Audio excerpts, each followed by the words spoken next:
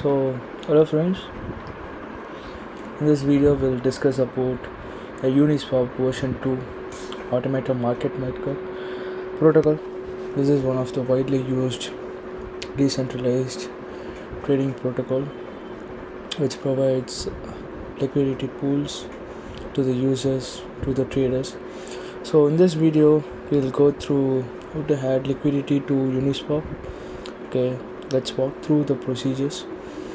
Let's break down the each functionalities in the protocol, and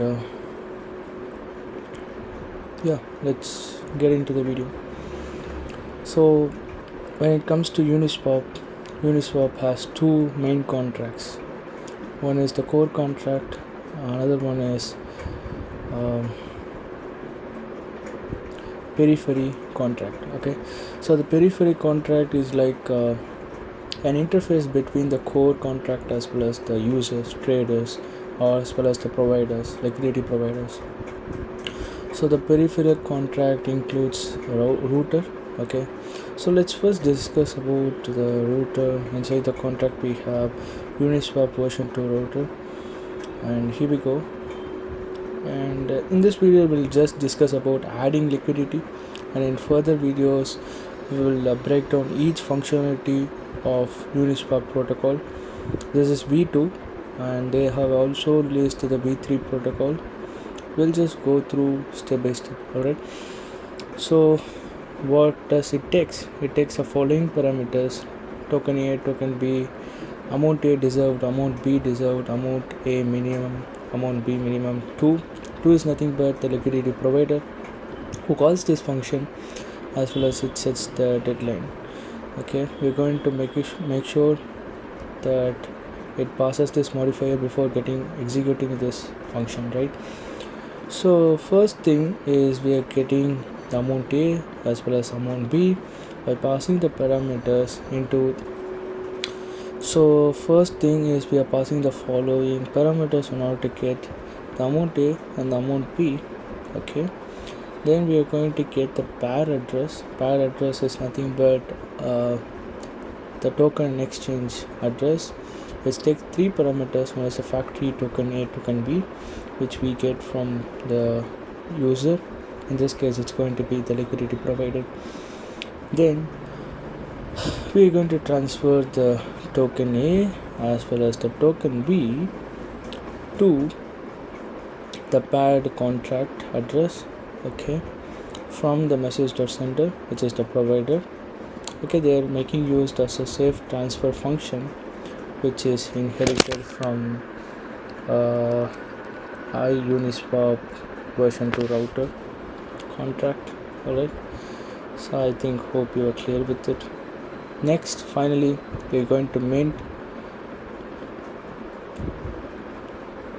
call the mint function to the provider.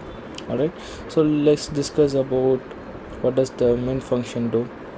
Now we are going to interact with the core contract. Okay, so inside the core contract we have the mint function as well as the burn function. Let's discuss about the mint function, which takes the parameter 2, which we are passing from the router function. Here we go. Okay, and what does it do? It gets the reserve and also the balance of token A as well as token B. This is what is special in Uniswap. It receives the tokens from the user. Once after it receives, then it checks for the balance of A as well as the B. The reason is, if in the future Ethereum brings out some other way of transferring the tokens efficiently, all you need is they have to change the router, which does not hold any token. It is not prone to be vulnerable. Alright, so this is the unique feature of Uniswap, and we are going to calculate the token amount by subtracting the balance 0 as well as balance 1 from the reserve 0 and reserve 1. Okay, and we have got the token 0 as well as the token 1, which has to be passed to the mint fee function. What does the mint fee function do? It calculates the protocol fee. Okay, if it's up to the developer. If developer want to make money with the help of this protocol, they can enable this function on. If not, currently Uniswap is doing this for free as a developers, so that's why we are making use of this mint free function. Then we are going to get the total supply, okay, for the liquidity token, liquidity pool LP tokens. And if the liquidity supply is 0, then we are going to calculate the amount of liquidity tokens to be minted with this function. You can see here we are separating the minimum liquidity. Okay, in this case the minimum liquidity is going to be 10 to the power 3 if I'm not wrong. Yeah, here we go, it's around 10 to the power 3. Alright,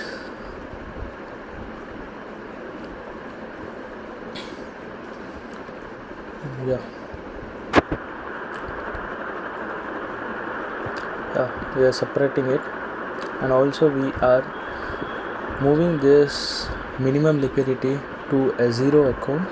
It's like permanently locking the first minimum liquidity tokens in order to prevent the donation vulnerability in decentralized exchanges.